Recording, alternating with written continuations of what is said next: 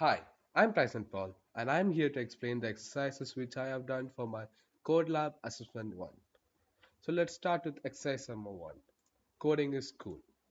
So in this exercise, we should use Python code to output the phrase coding is cool to the console using variables and string concatenation.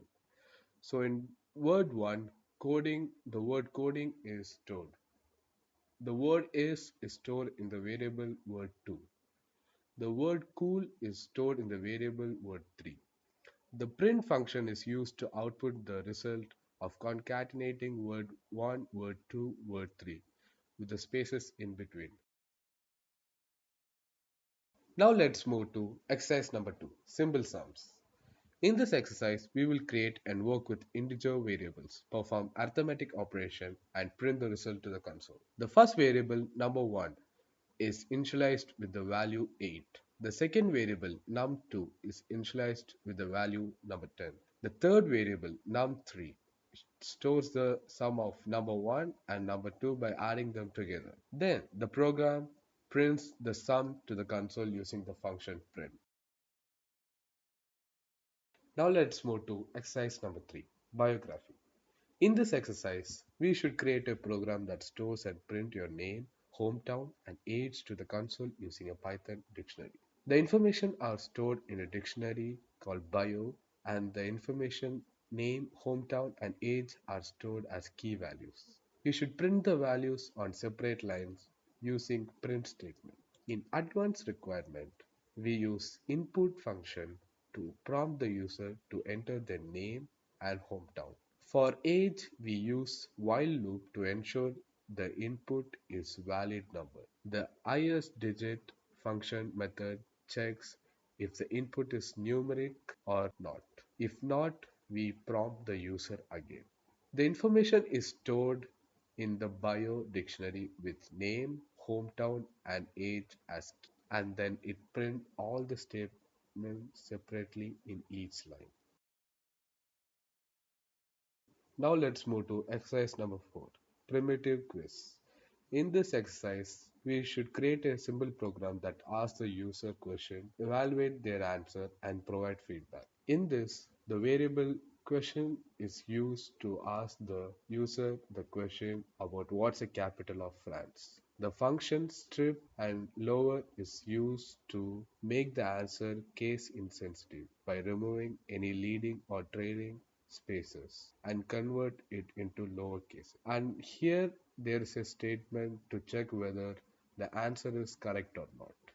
If the answer is correct, it will show the answer is correct. If it is not correct, it will show that the answer is incorrect and it will provide the correct answer. In advanced requirement, there is a dictionary which is having the information about 10 European countries with its capital.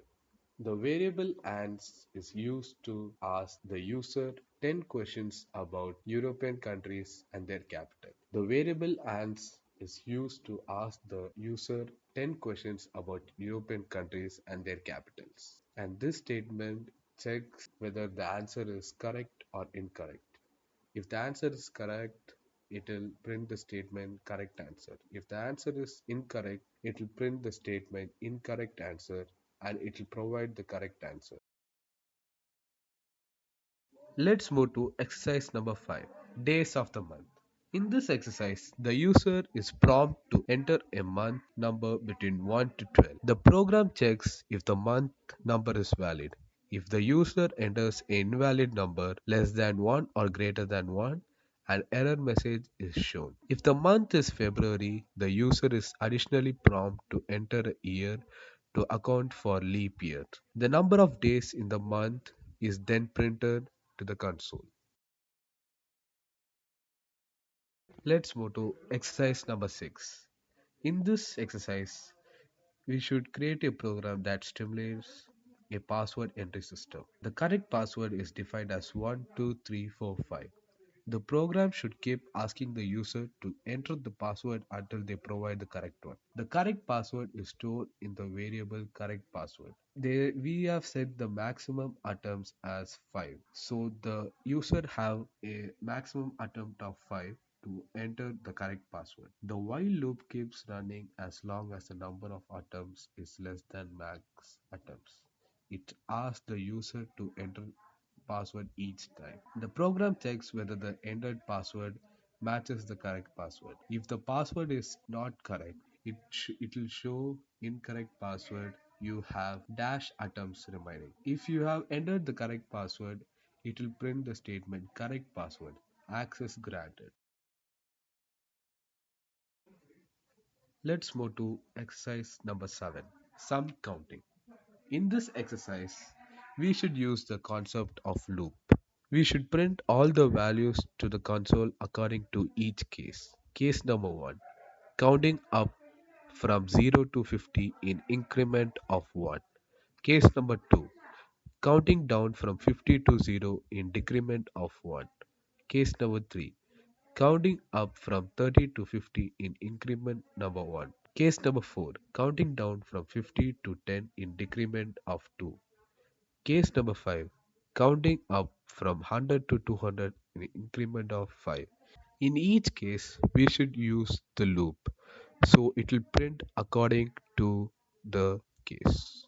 In each case, we should use loop for I in range, so it will print according to the statement. Let's move to exercise number 8, symbol search.